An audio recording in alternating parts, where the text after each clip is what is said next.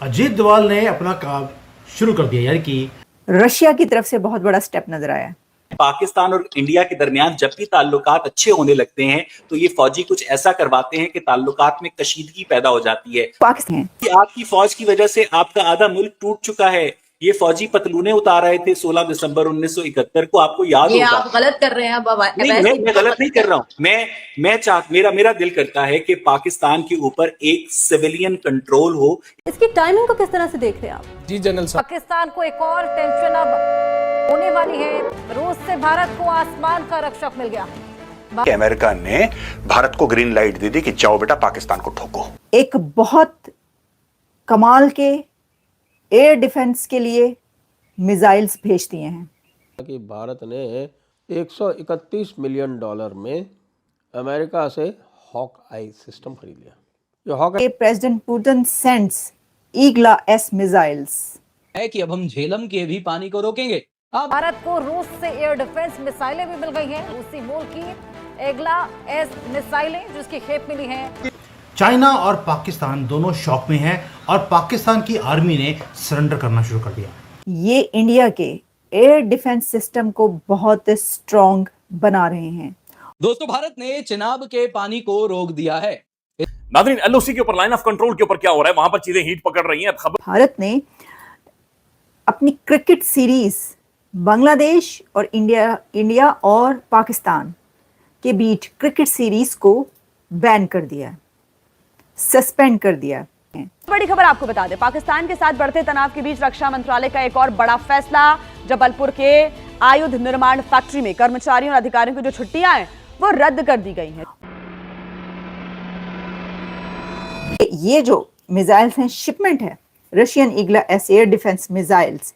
ये जो दोनों के बीच में, इंडिया और पाकिस्तान के बीच में टेंशन है, इसने अब एक ऐसे वक्त में मिसाइल्स का भारत भेजना पाकिस्तान को शॉक कर दिया। इस खबर ने ये जो एक स्टेप लिया है रशिया ने, वैसे तो देखिए मैं ये समझती हूँ कि इसमें शॉक होने वाली कोई बात नहीं है। वो क्योंकि जो आप हैरान हो रहे हैं, आप क्यों हैरान हो रहे हैं?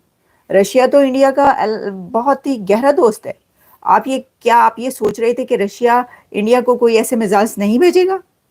क्या आप ये सोच रहे थे कि रूस भारत की ऐसी कोई मदद नहीं करेगा?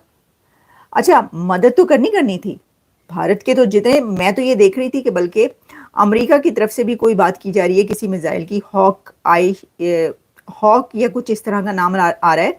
लेकिन जो कंट्रीज इंडिया के इतने करीब हैं वो उसकी मदद क्यों नहीं करेंगे? और अगर ये बात कही जा रही है कि पाकिस्तान को बड़ा बुरा लगा है या पाकिस्तान इस वक्त हैरान है और एक शॉकिंग सिचुएशन में है, तो ये तो बड़े हंसी वाली बात है, बहुत अजीब सी बात है। दोस्तों, ये है JD Vance, vice president of the United states of America, और इनके एक बयान से पाकिस्तान में बड़ी खलबली हो रखी है। बहुत परेशान है पाकिस्तानी, उनके यूट्यूबर्स, उनके जो चैनल वाले हैं, सब जगह ये बहुत परेशान है कि ये जेडी वैंस ने क्या दिया। अगर आप ये स्टेटमेंट देखें जेडी वैंस का, तो ये तो शांति की बात कर रहा है। अगर ये शांति की बात कर रहा है तो फिर पाकिस्तानी इतने परेशान क्यों हैं? देखिए क्या कह रहा है। US is working to ensure tensions between India and Pakistan don't escalate into a broader regional conflict after an attack last week that killed dozens of people in Indian-controlled Kashmir. Now, ये JD Vance का exact statement है। काफी Indians कह रहे हैं कि साहब Indian controlled Kashmir क्यों लिखा वगैरह, छोड़ दीजिए, वो उनका नॉमेनक्लेचर है। We don't agree with it.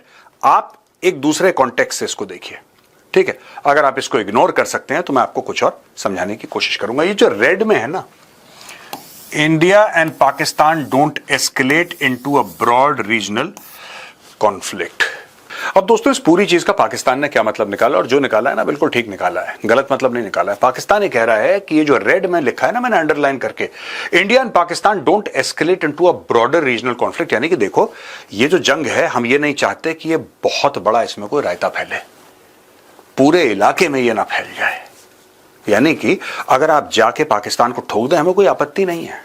अगर आप पाकिस्तान के अंदर 2-4 मिसाइल मार दें, और अगर ये भारत पाकिस्तान से ज्यादा ना फैले दाएं बाएं, तो हमें कोई भी आपत्ति नहीं है। एक बार अजीत डोभाल जी ने एक स्टेटमेंट दिया था, मैं सुनाता हूं। Once they know that India has shifted its gear from the defensive mode to defensive offense, they will find that it is unaffordable for them. You can do one Mumbai, you may lose Balochistan.